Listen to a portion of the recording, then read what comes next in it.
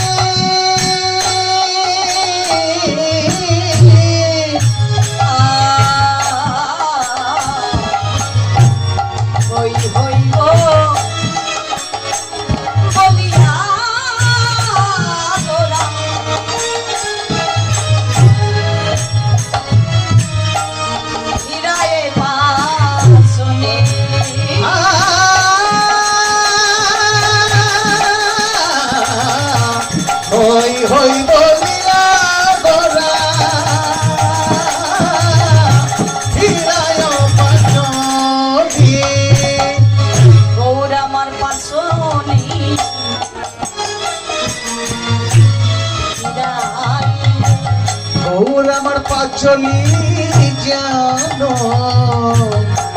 করে ফিরাইতেছে গৌর আমার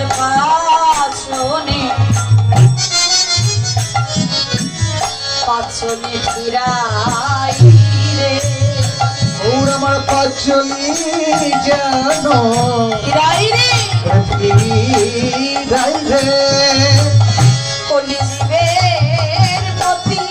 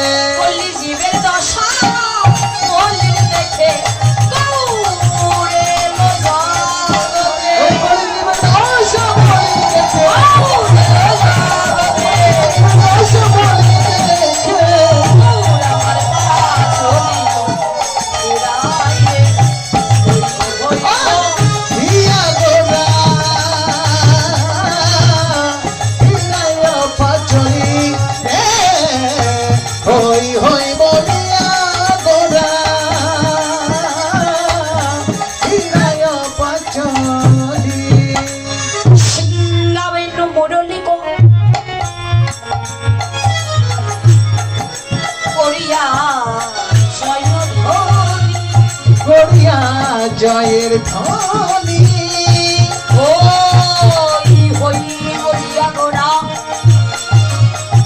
ফিরায়ে পাচলি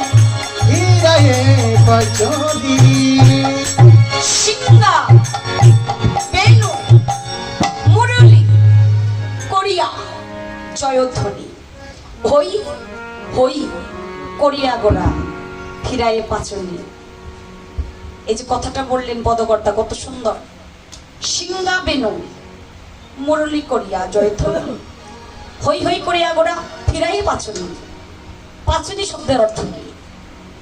পাচনি শব্দের অর্থ দুইটা অর্থে ব্যবহৃত হয়েছে। একটি হচ্ছে পঞ্চতত্ত্ব, আরেকটা হচ্ছে লড়ি, লাঠি বা যষ্ঠি। আচ্ছা, মহাপ্রভু লড়ি লাঠি নিয়ে কি করলো? মহাপ্রভু কেন পাচনি ফিরালেন? প্রভুর অন্তরের কথা। প্রভু বলছেন, এই কলিহত জীবের প্রতি আমি এই জন্যই পাচনি ফিরে এলাম, কেননা এই কলিহত জীব মায়াহত জীব, এখনো মায়ার বশেই পড়ে আছে, অন্ধকার পথে পড়ে আছে। এদেরকে তো উদ্ধার করতে হবে। এই যে হই হই করিয়া, এখানে কথাটা বললেন হই হই, একবার বলেছে না দুইবার বললো? দুইবার কথাটা বললো। আচ্ছা, হই হই এখানে তো একবারও বলতে পারতেন, কিন্তু পদকর্তা দুইবার কেন বললেন? ভগবানের অন্তরের কথা পদকর্তা প্রভুর অন্তরের কথা, যে আমার হয় আমি তার হই, আমি তার হই, আর যে যেন আমার হয় না আমি কি তার হই না? প্রভু কিন্তু সবাইকে উদ্ধার করতে এসেছে। এই জন্য তার নাম হচ্ছে পতিত পাবন, দীনবন্ধু, পতিতেরও পাবন। যেদিন আমার হয় আমি তো তার হই, আর যেজন আমার এখনো হয় নাই আমিও তার হই। তাই হই হই দুইবার বললেন। যে যেন আমাকে ভালোবাসে আমি তাকে ভালোবাসি, যে যেন আমায় আজ ভালোবাসছে না ও একদিন আমায় ভালোবাসবে, ও একদিন আমায় ভালোবাসবে। তাই আমি পূর্বের থেকে তার হইতেই হয়েছি। কারণ প্রভুর চরণে যে পর্যন্ত জীব শরণাপন্ন না হতে পারবে সে পর্যন্ত সে জীব উদ্ধার হইতে পারবে না। তাই কলিহত জীবের বান্ধব হচ্ছে একমাত্র আমার গৌরাঙ্গ মহাপ্রভু। এই কলিযুগে সে বান্ধব, কলিহত জীবের বান্ধব আমার গৌরাঙ্গ মহাপ্রভু। বহু সুন্দর পাঁচটি ফিরাচ্ছেন। পাঁচটি শব্দের অর্থ কিন্তু আরেকটা অর্থ পঞ্চতত্ত্ব। গৌরাঙ্গ, নিত্যানন্দ, শ্রীবাস, অদ্বৈত, গদাধর, এটা হচ্ছে পঞ্চতত্ত্ব। কারণ মহাপ্রভু তো একা আসে নাই, বৃন্দাবনে যারা যারা ছিলেন তারাই কিন্তু নদীয়াতে এসেছে। কারণ ভগবান কি ভক্ত ছাড়া জগতে এসেছে? তার সঙ্গে সাথে ছিল যারা তারাই এসেছে নদীয়ায়। খেলার মাঠে যদি একা খেলতে যাই, একা একা খেলা যায় মা? একা কখনোই খেলা যায়? থাকতে হয় একের অধিক, তবেই না খেলা যায়। তাই তো মহাপ্রভু এসেছেন একা নয়, পঞ্চতত্ত্ব জারি করে হরিনামের পাঁচটি বিরাজছে।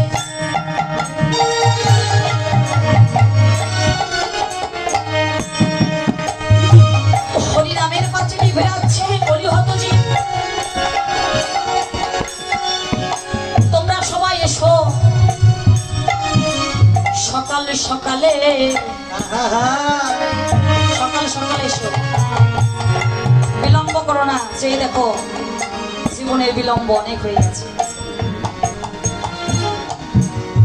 আরে কতদিন রবে তুমি কামিনী কাঞ্চনে মত্ত হয়ে? তোমাদের মোহ কি ভাঙবে না? একবার এসো ভজনের পথে,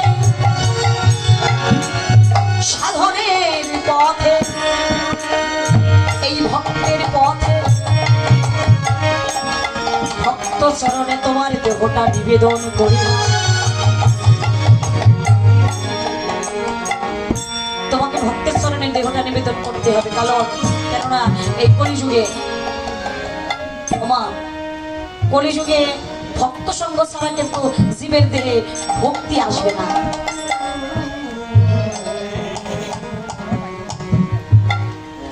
বসে বসে আমরা ঠাকুরকে ডাকি, গোবিন্দ বলে কাঁদি, ভগবানকে ডাকি, গৌরহরিকে ডাকি।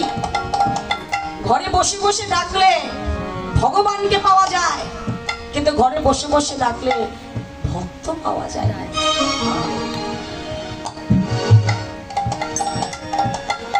ঘরে বসে ঠাকুর ডাকলে ঠাকুরকে পাওয়া যায়, ভক্তকে পাবো কোথায়? ভক্তকে পেতে হলে ভক্তের শরণে তোমাকে আসতেই হবে, এই ভক্তের বাজারে আসতেই হবে।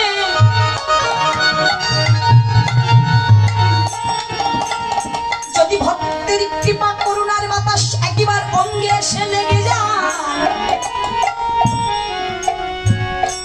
এই ভক্তের করুণার বাতাস একবার যদি অঙ্গে লেগে যায়,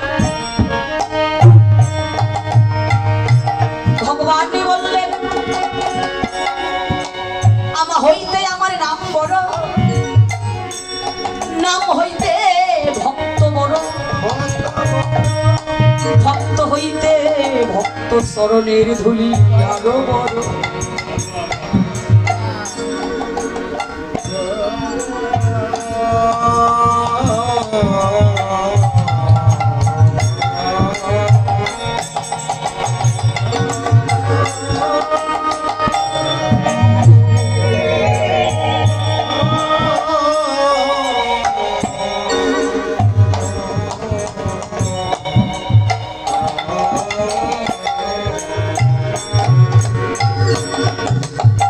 তবে তুমি যে আসবে এই ভক্তের বাজারে, সর্বপ্রথম এই দেহটাকে শুদ্ধ করে এসো। দেহটাকে শুদ্ধ করতে গেলে কি প্রয়োজন? একজন গুরুর চরণে দেহ নিবেদন করো। গুরুদেব শুধু আমার আছে, তোমার আছে, আমাদের সকলের আছে, আমার ভগবানের নাই। আমার গৌরাঙ্গ মহাপ্রভুর গুরুদেব ছিলেন। ওমা, আমার গৌরাঙ্গ মহাপ্রভুর গুরুদেবের নাম হচ্ছে ঈশ্বরপুরী।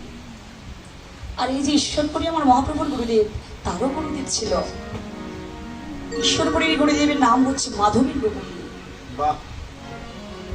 এই ঈশ্বরপুরী আমার ভগবানের গৌরহরির গুরুদেব হলে কি হবে? তার অন্তরে আজ বড় ব্যথা, অন্তরে বড় কষ্ট, যন্ত্রণা। এই যন্ত্রণা নিয়ে জীবনে বেঁচে থাকা যায়। তার একজন প্রিয় শিষ্যপুত্র ছিল, তার নাম ছিল গোবিন্দ ঘোষ। গোবিন্দ ঘোষকে, এই গোবিন্দ ঘোষ আর আমার গৌরাঙ্গ মহাপ্রভু দুইজন ছিলেন গুরু ভাই। গোবিন্দ ঘোষকে ডেকে একদিন শ্রী গুরুদেব বললেন, গোবিন্দ রে, ও গোবিন্দ, আমার অন্তরে যে জ্বালা, আমার অন্তরে যে ব্যথা, তুই কি সেই কথা শুনবি? বল। গোবিন্দ ঘোষ বললেন, গুরুদেব, তুমি যদি আমাকে যোগ্য মনে করো, তাহলে তোমার মনের দুঃখ কষ্ট গুরুদেব কৃপা করে আমায় বলো।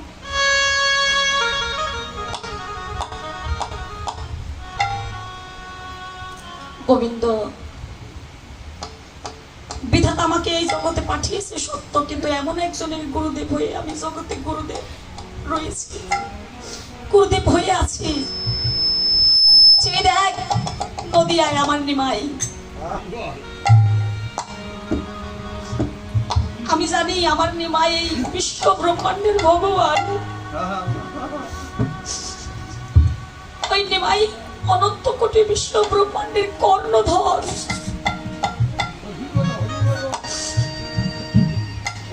আমি জানি নিমাই আমার ভগবান, কিন্তু আমি পারি না গুরুদেব পেয়ে ভগবানের চরণে নিজেকে আশ্রয় করে।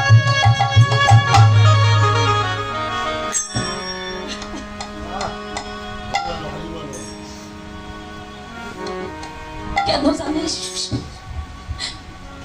আমি গুরুদেব হয়ে কেমন করে শিষ্যের চরণ সেবা করব, আমায় বলে দে।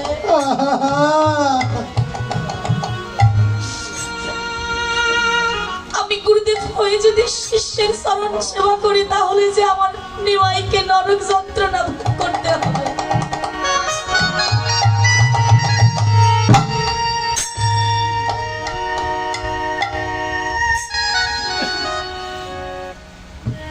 আমার ভাগ্যে কি এই জন্মে ভগবানের সেবা পূজা হবে না? না রে,